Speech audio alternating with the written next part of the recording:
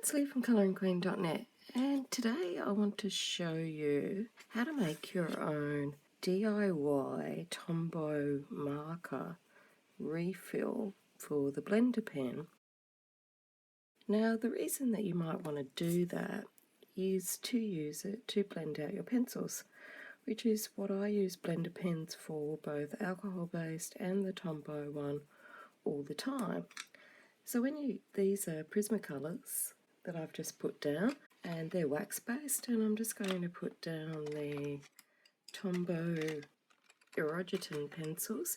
And if you've seen my review on those pencils previously, you'll know that blending with the blender pen rather than a white pencil or a blender pencil is one of my favourite things to do, and that's because I've got a really sore wrist, and blending out with over and over with pencils can really make it pain a lot, and this is the quickest method for me. That's not to say that I don't use a blender pencil, sometimes I do, but one of the things that bothered me was I was using up a lot of blender pens and I was buying new ones. So I thought you had to have a way of replacing them. So when they're new, they're all lovely and clean and shiny. So I just blend out this so that you can see how easy it is. Now this paper is super toothy, so if I was to blend this just over with white pencil or with a blender pencil, then it would take me, a little bit more time, and I'd have to use my wrist more, which is quite sore. Just wipe off the blender pen when you've used it, and so I can get the same effect just using the Tombow blender pen without having to do all the work, and that's on a really toothy paper. But after a while they tend to look like this, really hard brush and really dry as a bone. So what we can do is, instead of throwing these in the bin, we can just grab the pliers and pull off the end, and you can see there's a nib there because it's got blender pen at both ends, and then pull this out, give it a tap, and this little foamy thing will come popping out. Now I'm just going to put the insert, or the foamy thing, inside this Chinese takeaway container, and it's as dry as a bone. It's like a piece of styrofoam, so no wonder I wasn't getting a blend out of it. Now a lot of people take off just the nib and they pour the fluid in that way. Now of course you can do that. The reason I didn't want to do that was because I don't want to damage the brush. Even though it's as mangy and dry as, it's still, there's nothing wrong with the brush, even though it's discoloured, etc. So I'll post the recipe up on screen. So it's basically all things that you can get from the shop, or you might already have lying around the house. So first up, we want a 1/4 teaspoon of alcohol. Now I'm using isocol. We need then 2 teaspoons of glycerine. Again, you can just get that from the chemist. And then we need 4 teaspoons of distilled water. Now, not tap water. Distilled water is something that you can buy from the supermarket sometimes, or hardware shops. Give that a stir. You can see that we didn't make a lot, but that would refill a lot of pans.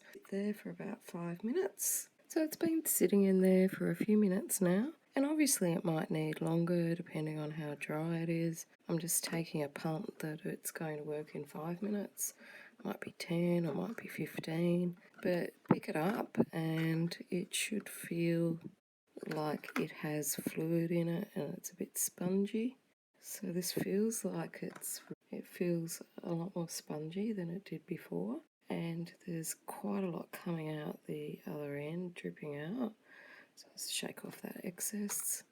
Now the brush might need a little bit more soaking because it was as hard as a rock, but it should come together. And also I can continue to soak it in the fluid, but I don't want to get too much fluid in this chamber, because otherwise it's all going to come out in a mess. So make sure the first thing that you do would be to test it on a scrap bit of paper, which is what I've got, to make sure that it's all not coming out too much, and just insert it back in.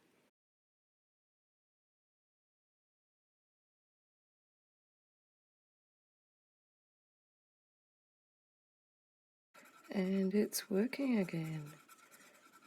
So there we go, our DIY refill. Now you will see there's a little bit of black smudging there, that's from my printer ink. So there we go, quick way to blend your pencils, but also save on that blender fluid. Just those products alone, I think, you know, I'll get like 5 million refills out of that. And as I said, I use these blender pens with inktense pencils. I use them with normal pencils. And now that I can make my own blender fluid and save a few bucks, I'll be using them more often with even the tombow markers. And that nib there is getting nice and soft now. It's coming back, but I will give it a soak for a few more minutes just to get it back to its pre-love. So always check it on a scrap bit, make sure you haven't overfilled it or put too much on. And when you use it on your pencils, just wipe off in the corner to get rid of any stain. You'll see that I never did that with this one, but it doesn't affect the quality, but sometimes it can transfer colour over. So I hope you enjoyed that, and until next time, happy colouring.